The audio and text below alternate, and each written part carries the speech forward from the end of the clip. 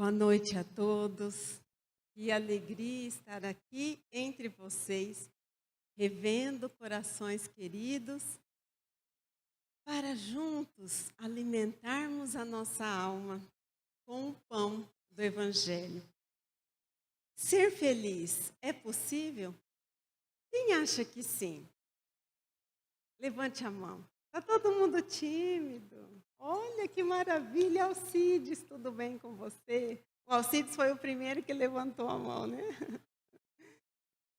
Quem acha que não?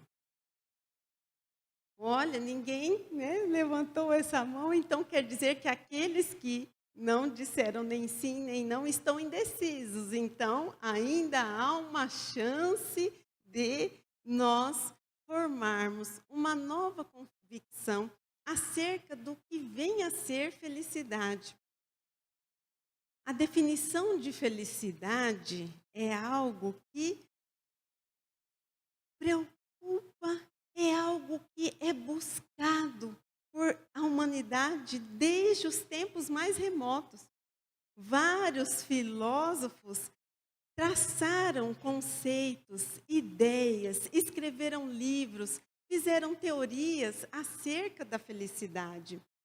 O homem, a partir do momento que começou a ter a consciência de sua individualidade, começa a buscar a felicidade. E não existe um único conceito que pode fechar a questão. A felicidade é algo que, para ser definido, necessita de algumas variantes. Variantes do tempo, variantes do espaço, variantes da cultura, variantes da condição social em que a criatura esteja inserida, variantes do estágio espiritual em que ela se encontra. E assim, nós podemos até arriscar que muitas dessas definições trazem aquilo que deixaria o homem completo. O homem, quando eu digo, o homem enquanto humanidade, o ser humano. Então, se nós perguntarmos o que é felicidade para uma pessoa que vivencia situações de precariedade material, ela dirá que felicidade é a condição de abastança. Se nós perguntarmos para uma pessoa que vivencia a enfermidade, ela vai dizer que felicidade é gozar de boa saúde. Não faz sentido? A felicidade seria aquele algo que nos completasse, que fizesse com que estivéssemos satisfeitos em todas as áreas da nossa existência.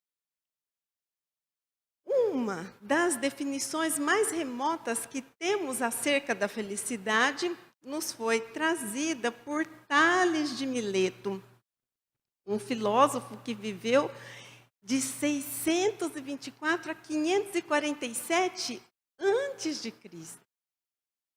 E ele dizia que ser feliz era ter o corpo são e forte, boa sorte e a alma bem formada. E quem não tivesse, não teria possibilidade de ser feliz? Depois vieram outros filósofos, Platão, melhor dizendo, Sócrates, depois Platão. E nós, então, vamos trazer um recorte de um dos que foi os mais influentes filósofos de todos os tempos, Aristóteles. Ele viveu de 384 a 322 antes de Cristo. E por que nós falamos que vamos trazer um recorte do pensamento de Aristóteles? Porque ele discorreu muito sobre felicidade. Ele falou muita coisa, escreveu livros. Em seu livro Ética, a Nicômaco, ele trouxe várias reflexões e várias situações que levariam o homem a encontrar essa tão sonhada felicidade. Então, vamos extrair um pensamento apenas de Aristóteles, porque esse não é o foco da nossa conversa, né? Não estamos aqui numa aula de filosofia. Mas para Aristóteles, um dos pensamentos mais emblemáticos acerca da felicidade é aquele relacionado à conduta ética. O que seria uma conduta ética? Aquela conduta associada a práticas virtuosas. O que são práticas virtuosas? Aquela ligada às virtudes. O que são virtudes? Então, Aristóteles diz que a virtude é o meio termo entre dois extremos. É aquele caminho do meio que tanto nós ouvimos falar. Então, imaginemos que uma conduta virtuosa, por exemplo, no trânsito, seria dirigir em uma velocidade adequada à via em que estamos trafegando. Nem acima da velocidade e nem devagar demais, a ponto de atrapalhar o trânsito. Só que, então, depois de vários esforços da humanidade para conseguir definir ou traçar conceitos de felicidade, nós nos deparamos com o paradigma de felicidade que nos foi trazido por Jesus. E Jesus traz um novo conceito, uma nova forma de olhar para o que vem a ser felicidade. Em Jesus, aquele patamar dos valores que circundam o homem, que o fariam felizes, é transportado para as bem-aventuranças espirituais. E assim, Jesus inicia no Evangelho de Mateus o Sermão da Montanha. O Sermão da Montanha que representa um verdadeiro tratado de conduta a ser seguido por todos nós. O Sermão da Montanha que poderíamos definir como o estatuto do reino dos céus que Jesus vem proclamar enquanto o divino semeador das almas humanas. Então, ele começa esse Sermão da Montanha, capítulo 5, melhor dizendo, versículo 3, falando das bem-aventuranças, que são 9. Então, vamos lá. Bem-aventurados os pobres em espírito, porque dele é o reino dos céus. Bem-aventurados os que choram, porque serão consolados. Bem-aventurados os mansos, porque herdarão a terra. Bem-aventurados os que têm sede e fome de justiça, porque serão saciados, serão fartos. Bem-aventurados os misericordiosos, que alcançarão a misericórdia. Bem-aventurados os puros de coração, porque deles é o reino dos céus. Bem-aventurados os que promovem a paz, os que sofrem perseguição por amor à justiça, os que por causa de mim, por causa do Cristo, forem injuriados, perseguidos e for dito todo o mal contra eles. E assim percebemos que aquele conceito de felicidade que pairava sobre a riqueza material, a sorte na vida, o bom funcionamento ou a saúde do corpo físico, a inteligência, aquela felicidade ligada ao poder, ligada às capacidades intelectuais, elas são transportadas para esses considerados os felizes, porque bem-aventurados significam os felizes, os ditosos. E quando Jesus apresenta essas bem-aventuranças, ele faz o quê? Ele traz duas categorias de bem-aventurados. Tanto aqueles que desenvolvem virtudes sublimes e divinas, quanto aqueles que vivenciam toda sorte de sofrimentos, dificuldades e obstáculos. Então, pobres em espírito, mansos, misericordiosos, puros de coração, os que promovem a paz, são aqueles que desenvolvem essas virtudes que aproximam a criatura do Criador. Os que choram, os que têm sede e fome de justiça, os que sofrem perseguição por amor à justiça e os que são perseguidos e injuriados por causa do Cristo, são aqueles que vivenciam toda sorte de dificuldades, desafios e obstáculos que auxiliam na obtenção dessas virtudes.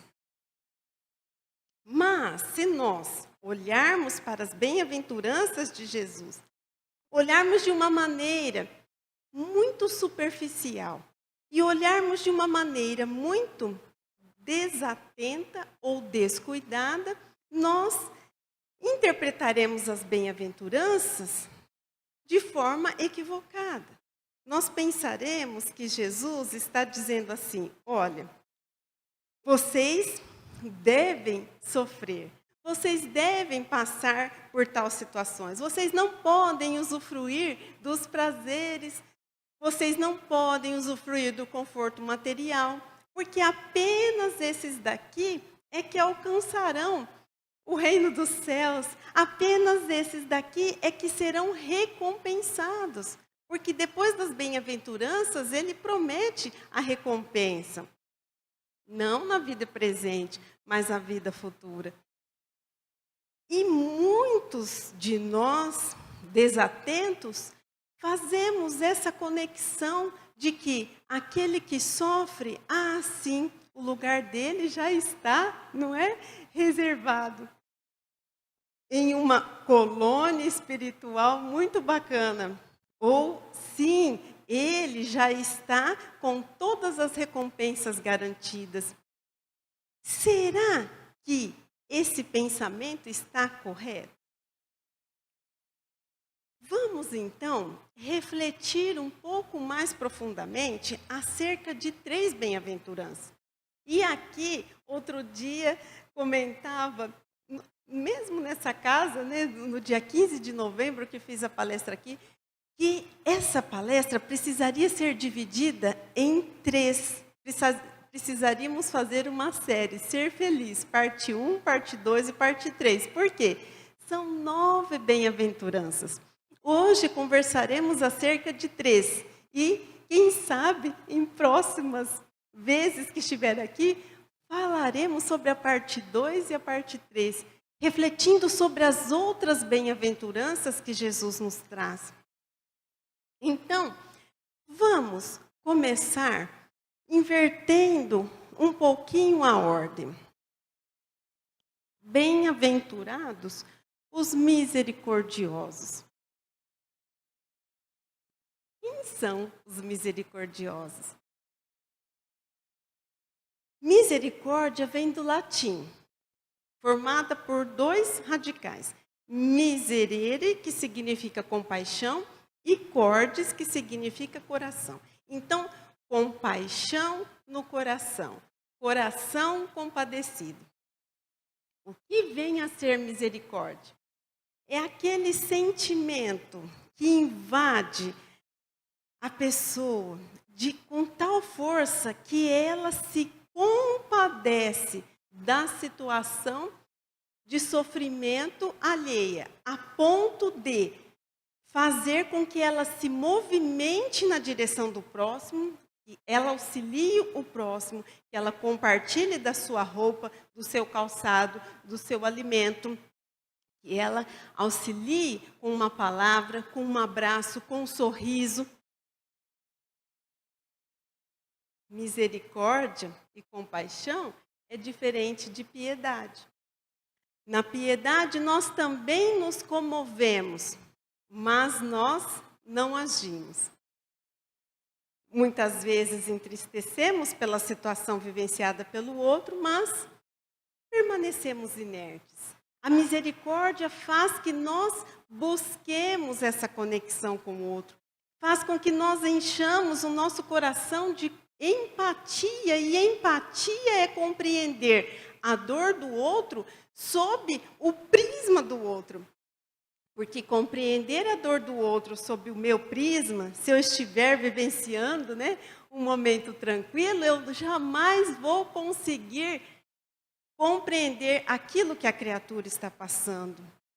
A misericórdia promove a conexão entre as criaturas. Conexão que permite que a fraternidade se estabeleça entre duas pessoas.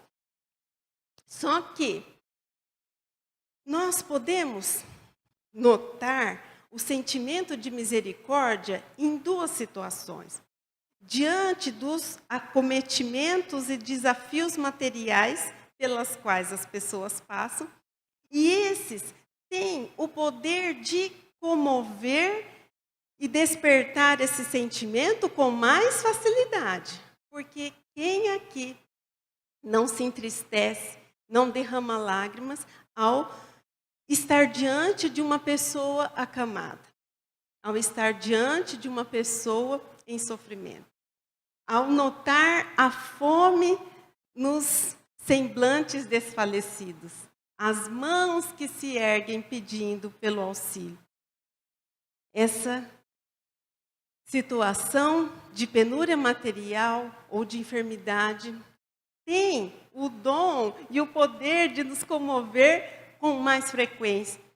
Mas existe uma outra situação em que nós somos convidados a exercermos a misericórdia, que é a compaixão diante do sofrimento moral da criatura.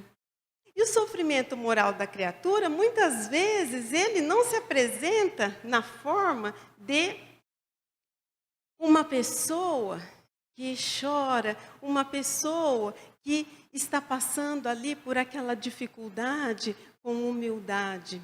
Muitas vezes, o sofrimento moral de uma criatura se manifesta na gritaria, na revolta, na agressividade, nos vícios, denotando que aquela criatura traz uma fragilidade moral. Muitas vezes, essa fragilidade moral da criatura faz com que ela perca a noção dos valores, do respeito, e muitas vezes venha em atitude contrária a nós, nos prejudicando, nos magoando, nos ferindo ou tentando sugar tudo aquilo que temos de bom ou nos desmerecer. Diante desse sofrimento moral, nós também somos convidados a exercermos esse sentimento de compaixão. Só que é muito mais difícil, porque geralmente as criaturas que encontram-se nessa fragilidade moral, elas atiram espinhos, elas estão revoltadas e é muito difícil acessarmos os seus corações. Mas a misericórdia é aquela virtude que nos diz assim: desculpa sempre a criatura que te fere e te apavora, pois é chegada a hora de testemunhar a fé na caminhada, de viver a lição por Jesus ensinada, na estrada bendita da vida que sempre nos convida ao amor e à cooperação na obra divina da criação. A misericórdia sopra isso nos nossos ouvidos. No Evangelho segundo o Espiritismo, existe um capítulo inteiro dedicado a essa bem-aventurança. Bem-aventurados os misericordiosos. E lá existem inúmeras lições que nos convidam ao perdão e à indulgência para com as faltas alheias, a compreensão para com as fragilidades humanas. a transcendermos a nós mesmos para enxergarmos naquela criatura um irmão necessitado de entendimento e não de julgamento. Nessa lição, nesse capítulo, melhor dizendo, existe uma ponderação que diz o seguinte, falando acerca do perdão, que o perdão seria essa misericórdia em relação à fragilidade moral do outro em grau máximo. Perdoar aos inimigos é pedir perdão para si mesmo. Perdoar aos amigos é dar-lhes prova de amizade. E perdoar é se mostrar melhor do que se foi. Bem-aventurados os misericordiosos, aqueles que enchem os seus corações de um sentimento que é capaz de inundar a sua alma de amor. Amor que faz com que eles sintam naquelas criaturas que estejam passando pela penúria material, que estejam passando pela fragilidade moral, irmãos necessitados de auxílio, de compreensão, de preces. E esse sentimento faz com que essa criatura eleve além de si mesma e busque a conexão com essa criatura através de uma outra conexão, a conexão com o Criador. A sua alma é inundada de uma paz, pelo dever cumprido diante do convite ao trabalho, diante do convite ao serviço, diante do convite de vivenciar o Evangelho. Será que uma pessoa misericordiosa é capaz de ser feliz, ainda que vivenciando toda sorte de dificuldades? O que vocês acham?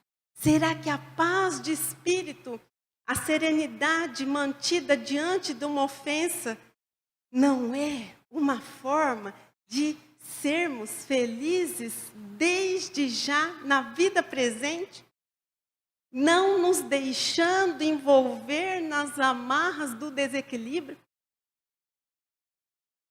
E a outra bem-aventurança? Bem-aventurados os que choram, porque serão consolados. Quem são esses que choram? Será que se nós chorarmos por qualquer coisa, nós seremos consolados? E se forem as lágrimas de revolta? Será que é a esse tipo de bem-aventurados que Jesus está dizendo? No Evangelho segundo o Espiritismo, também existe um capítulo inteiro falando sobre isso. Capítulo 5, Bem-aventurados os aflitos. E ali nos são trazidas inúmeras lições do que pode ser considerado felicidade ou infelicidade sob o prisma material, sob o prisma espiritual, mas aquelas lições do Evangelho nos convidam à resignação, nos convidam ao trabalho, nos convidam à ressignificação. Existe uma lição nesse capítulo que eu recomendo a leitura. Ela se chama A Infelicidade Real. É uma lição maravilhosa que nós deveríamos ler todos os dias, para jamais esquecermos no momento em que estivermos no auge da tempestade em nossas vidas.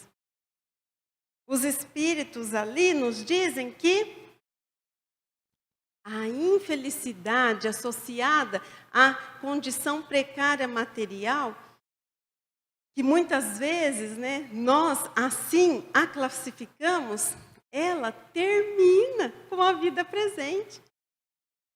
E que para saber se uma coisa é feliz ou infeliz para o homem, é preciso se transportar para além da vida presente e analisar as consequências da situação que está nos ocorrendo hoje, lá na vida futura. Então, os Espíritos nos convidam a fazermos o seguinte. Vamos imaginar aqui, a vida presente, material. E aqui, a vida futura, que é a vida espiritual. Então, os Espíritos nos convidam a fazermos um paradigma de felicidade baseado aqui, não aqui.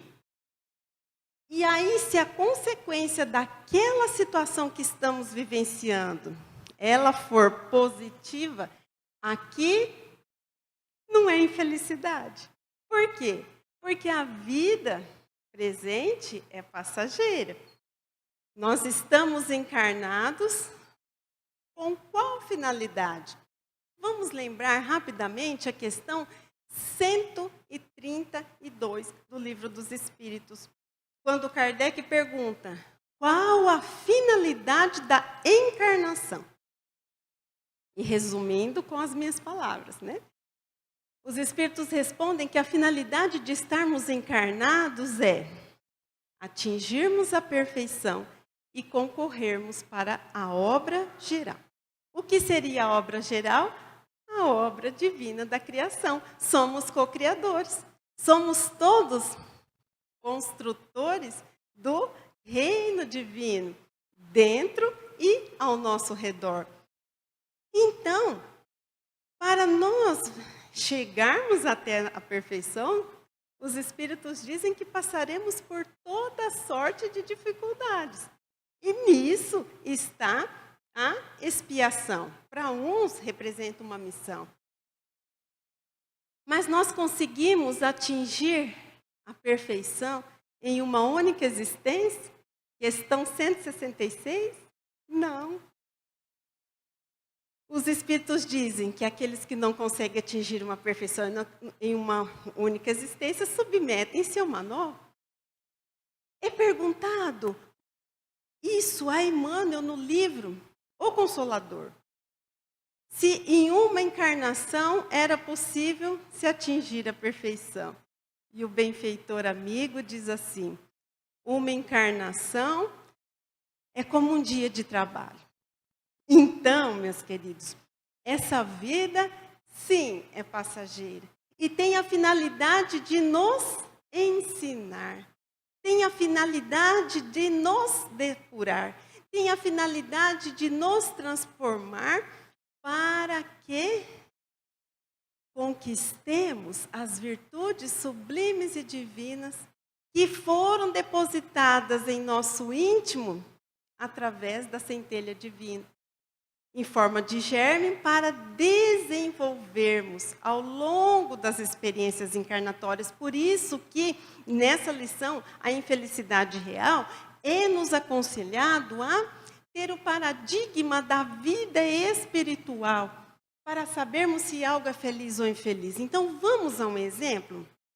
Vamos lembrar de uma parábola que está lá no Evangelho de Lucas, capítulo 16. Versículos 19 a 31, a parábola do rico e do Lázaro. Vocês se lembram dessa parábola? Em linhas gerais, resumidamente, Lázaro, o rico era aquele que vivia vestido de púrpura e linho, e à sua porta tinha o Lázaro, que era uma pessoa que, além da pouca condição material, ele tinha muitas chagas em seu corpo. E ele ficava ali na casa, na porta da casa do rico, esperando para comer as migalhas que lhe caíam às mesas, enquanto os cães lambiam as suas feridas. Chegou um tempo que os dois desencarnaram, Lázaro e o rico.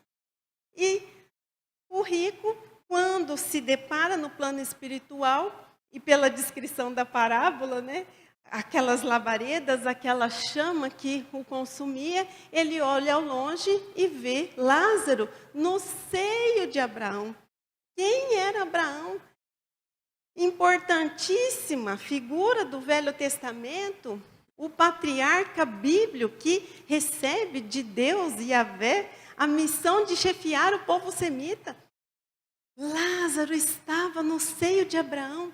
E ele estava ali, o rico, em meio àquelas labaredas e vivenciando um momento de profunda angústia. Então, ele avista os dois e diz: Pai Abraão, permita que Lázaro molhe uma ponta do seu dedo e me sacie e dê um pouquinho dessa água, porque eu estou aqui em movimento de profunda angústia. Aí o pai Abraão diz que não era possível, porque havia um grande abismo entre eles. Então ele pede, então, faça com que esses que, eu vou dizer desencarnaram, mas não foi esse o termo da palavra, mas esses que estão aqui, esses que já morreram, voltem, porque eu tenho 5 irmãos, para que eles vivam de maneira diferente, para que eles não passem tudo aquilo que eu estou passando agora. E aí Abraão diz assim: mas eles têm Moisés e os profetas. E se eles tendo Moisés e profetas, eles já não acreditam, imagine um daqueles que já morreram, que se ressuscitassem para falar para eles. Então, meus queridos, nessa parábola, nós podemos fazer a conexão com isso daqui. Lázaro, naquela condição de penúria, depurou-se de tudo aquilo que ele trazia. Viveu com resignação, com humildade. O rico não era uma pessoa má. Não. O rico, nós não temos nenhuma informação da parábola que ele fosse uma pessoa rude ou severa, mas uma pessoa indiferente, que aproveitou dos bens que lhe foram concedidos e viveu exclusivamente para si mesmo. E aqui nós precisamos fazer uma pausa e uma ponderação importantíssima. Com essa parábola e com essas bem-aventuranças, não estamos de forma alguma condenando a vida material, condenando o passeio, o lazer, a viagem, a busca por uma melhoria de condição de vida, de forma alguma. Nós apenas estamos trazendo os ensinos de Jesus que nos mostram que não podemos inverter o principal pelo acessório. Quando ele diz em Mateus, também lá no Sermão da Montanha, buscai primeiramente o reino de Deus, toda a sua justiça, e todas as coisas vos serão acrescentadas. Quer dizer, nós estamos em um corpo material, vivemos em um mundo material. Sim, o lazer, o bom emprego, a saúde, cuidarmos da nossa aparência, nos é lícito. Ninguém está condenando os prazeres, mas a única coisa é que não podemos perder o foco. Sim, eu busco por uma condição melhor. Quando eu conquistar, eu vou também me lembrar daquele que está sem essa condição. Eu vou partilhar um pouquinho do meu pão. Não estamos falando que precisamos doar todos os nossos bens para o nosso próximo, mas vamos partilhar, vamos aproveitar essa oportunidade para bem exercermos a nossa existência terrena. E assim, nós percebemos que os que sofrem, que serão consolados, são aqueles cujas lágrimas purificam, cujas lágrimas transformam, cujas lágrimas iluminam e que aproximam a criatura do Criador, a ponto de aquele que está vivenciando a situação tormentosa agradecer a providência divina pela oportunidade de arrependimento, expiação e reparação que uma situação como essa nos traz. Lembrando que tudo aquilo que nos causa dor, sofrimento, tudo aquilo que representa desafio, obstáculo, pode ser resultado de uma falta cometida, sofrimentos físicos, morais decorrentes dessa falta, como nos diz Allan Kardec no livro Céu e Inferno, no Código Penal da Vida Futura, mas também a situação desafiadora pode se fazer como uma prova. E que seria a prova? Seria a lição, que vem trazer algo valioso e precioso para nós. Lembrando de Emmanuel, lá no livro Consolador também.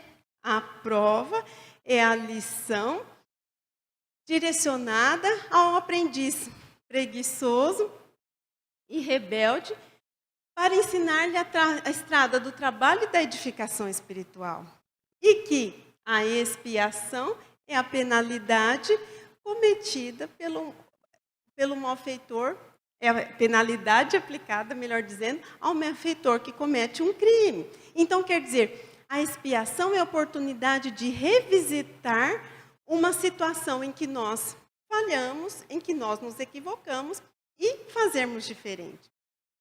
A prova é aquela oportunidade em que nós somos convidados a aprender. E muitas vezes não aprendemos apenas pelo amor, né? Aprendemos através da dor. Então nós não podemos associar o sofrimento a algo errado que fizemos. Eu estou passando por isso, eu devo estar pagando algo. Não, meus queridos. Às vezes somos nós mesmos que escolhemos as nossas provas e pedimos à providência divina a oportunidade de vivenciarmos lições, muitas vezes desafiadoras, para elevarmos um pouquinho, caminharmos um pouquinho mais no nosso progresso moral e espiritual.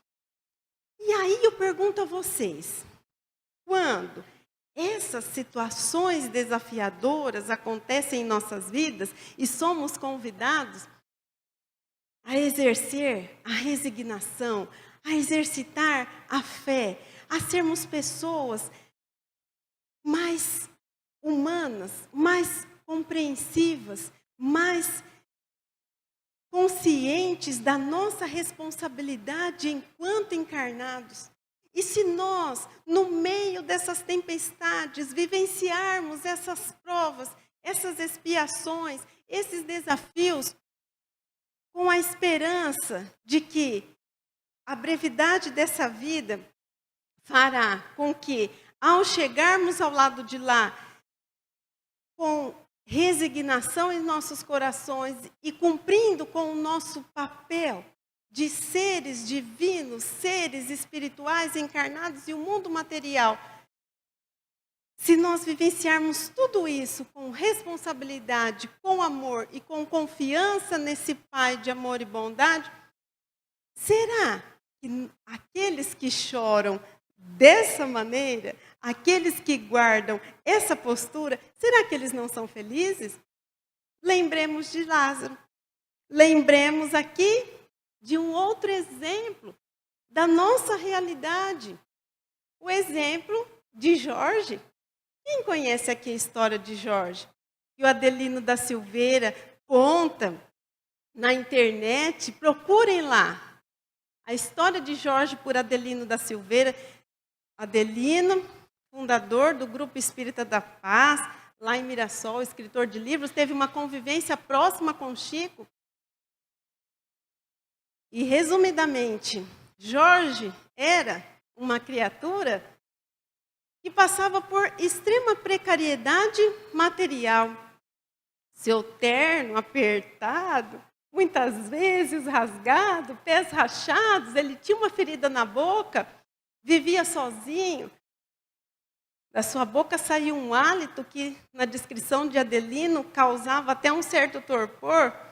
E Chico, enquanto psicografava ali aquelas cartas, atendendo aquela multidão, e ele ficava ali esperando. Quando ele chegava, ele abraçava, beijava o Chico dos dois lados. Aquela ferida da boca deixava 2 marcas de sangue no rosto do Chico, e o Chico nada fazia. E o Chico conversava, dava atenção, ele declamava poesia, ele abraçava, e o Adelino ali do lado, pensando, meu Deus, o que o Chico está fazendo, né? Com tanta gente para atender e ele perdendo tempo com o Jorge. E depois ainda o Chico dava um dinheirinho para o Jorge. E aí, o Chico falava para o Adelino, ninguém dá atenção para ele. Ele vem aqui nesse momento porque ele precisa ser ouvido. E sempre sorrindo, e sempre alegre, e sempre contente, o Jorge. Um dia, o Chico confidencia ao Adelino que o Jorge havia desencarnado. E eu acredito até que o Adelino pensou assim, nossa, graças a Deus, né? Toda vez que eu for lá, não vou ter mais que encontrar. E aí, o Chico confidenciou ao Adelino que foi o próprio Senhor Jesus que veio receber o Jorge e levá-lo em seus braços para o plano espiritual. Bem-aventurados os que choram com amor, com resignação, com humildade. E a próxima bem-aventurança, os pobres em espírito. Quem são os pobres em espírito? Jesus diz que deles é o reino dos céus. Mas aqui não estamos falando dos desprovidos de inteligência.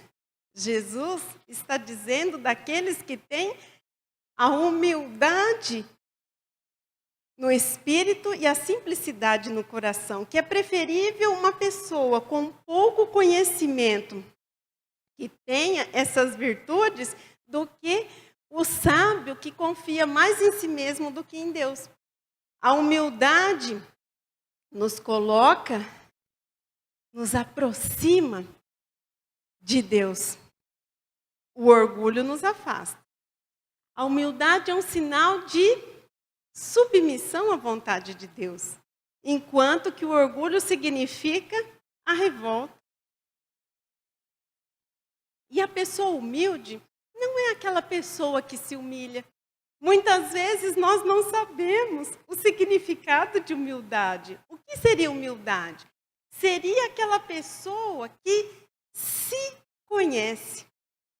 Porque para nós olharmos para dentro de nós mesmos e reconhecermos as nossas falhas, é preciso sermos humildes.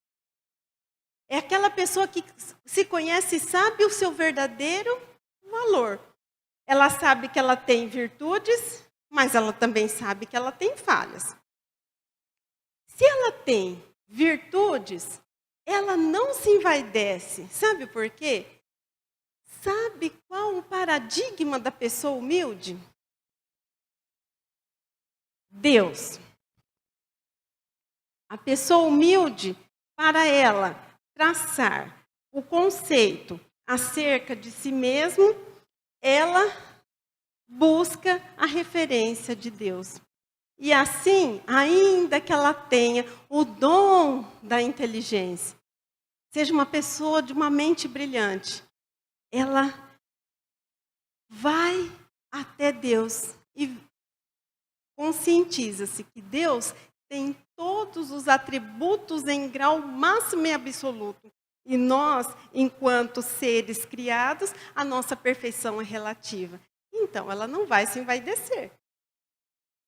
Se essa pessoa humilde olha para dentro de si mesma e reconhece as suas faltas, ela não se julga pior do que ninguém, porque ela enxerga a centelha divina que existe dentro dela. Ela está consciente de que essa centelha pode ser desenvolvida através dessas experiências que nós vivenciamos aqui enquanto criaturas encarnadas. E se ela nota o defeito ou a qualidade no outro? A pessoa humilde, ela não se sente melhor se ela já tiver avançado um pouquinho e nem pior se o outro tem uma qualidade que ela ainda não possui. Por quê? Porque ela sabe que cada um se encontra em um grau evolutivo e aquela habilidade que o outro conquistou, ela ainda pode conquistar. E que aquela criatura que tem um dom que muitas vezes, envolve a todos e deixa todos admirados, foi conquistado com o suor, com o trabalho, com a dedicação. Então, a pessoa humilde, ela tem uma consciência exata de quem ela é, qual o seu papel na obra da criação, qual o papel dos outros. E ela busca, então, se colocar no lugar em que ela está, nem querendo o lugar do outro e nem se colocando abaixo do outro. A pessoa humilde se valoriza. A humildade ainda leva a pessoa a desenvolver a fé. Por quê? Nós não falamos que a humildade é um ato de submissão a Deus? E só se submete a Deus aquele que confia, aquele que acredita, aquele que se fideliza a Deus. A humildade também leva a criatura ao exercício do perdão. Por quê? Porque só é humilde aquela pessoa que reconhece as suas faltas e sabe o quanto ela é necessitada da misericórdia divina. E assim, ela estende a misericórdia ao outro. A humildade leva à caridade, onde ela separa a posição social que ela possa estar, o cargo que possa desempenhar, ela separa aquilo e ela se ajoelha. Ela limpa as feridas, ela distribui o pão para aqueles que estão necessitando. E ela atua ativamente, não delega, pensando assim, isso não é serviço para mim. A humildade é aquela virtude que leva a criatura a vivenciar toda a sorte de experiências sem se revoltar. Porque ela se coloca por inteiro nas mãos do Pai. Reconhecendo-se uma criatura que traz virtudes, mas que traz débitos. Então, ela confia na bondade, na misericórdia, na justiça do Criador. A postura da pessoa humilde, dessa pessoa que sabe o seu valor, sabe o seu papel, que sabe da grandiosidade de Deus, que reconhece a todos como irmãos, ela não vivencia a felicidade. Essa felicidade que traz a ela a serenidade quando ela se depara com criaturas que muitas vezes possam rebaixá-la ou possam desmerecê-la, e ela se mantém firme, serena, confiante, sabendo do seu potencial. E sabendo do amor divino por cada um de nós. Bem-aventurados os pobres em espírito, pois dele é o reino dos céus. A chave para desenvolvermos toda sorte de virtudes. E assim, nós percebemos que ser possível é feliz. Ser feliz é possível sob o paradigma das bem-aventuranças, porque Jesus nos traz uma nova maneira de olhar para as circunstâncias e situações vivenciadas. Não aquele prisma que o mundo nos impõe, mas um prisma que tem como padrão e como foco a vida futura. E depois de tudo isso, eu repito a pergunta para finalizarmos as nossas reflexões. Ser feliz é possível? Vamos ver se os indecisos do começo levantam a mão. Ser feliz é possível? Ó, ser feliz é possível para aquela pessoa que consegue ressignificar as situações, os fatos, os acontecimentos menos felizes de sua vida. Aquela pessoa que compreende que nada nos acontece para o nosso mal, mas sim para o nosso bem. Até aquela situação de calamidade, até aquela situação desafiadora, vem trazer uma lição, um aprendizado, nos convidando a não nos acomodarmos nas facilidades da vida tranquila, mas a buscarmos desenvolver tesouros que estão escondidos dentro de nós. Ser feliz é possível para aquela pessoa que tem fé, para aquela pessoa que é humilde, para aquela pessoa que é consciente da sua responsabilidade enquanto encarnado. Ser feliz é possível para aquela criatura que tem um olhar desperto e sabe que por mais que o mundo possa nos trazer vantagens, facilidades e nos convida a ações que nos premiam ou nos deixam em posição privilegiada em detrimento do outro, que tudo isso não faz parte do propósito divino, que é desenvolver nas criaturas o amor, a bondade, a justiça, a verdade, o bem, fazendo com que a criatura, através do esforço próprio, alcance a autoiluminação. E alcançar a autoiluminação, que leva a criatura à perfeição, é alcançar a finalidade da nossa existência. E quando nós alcançamos a finalidade da nossa existência, nós não somos felizes? Estamos caminhando na maré divina, na maré do amor, na sintonia do bem? Ser feliz é possível para aquele que consegue ouvir, assimilar e viver o Evangelho de Jesus. É aquele que sabe que apenas através da vivência do Evangelho, o roteiro seguro para as nossas vidas, é que poderemos alcançar paz, harmonia, equilíbrio, mesmo em um mundo de provas e expiações, onde a imperfeição ainda faz parte do nosso ser. Assim, aquele que é feliz, ele tem como conselho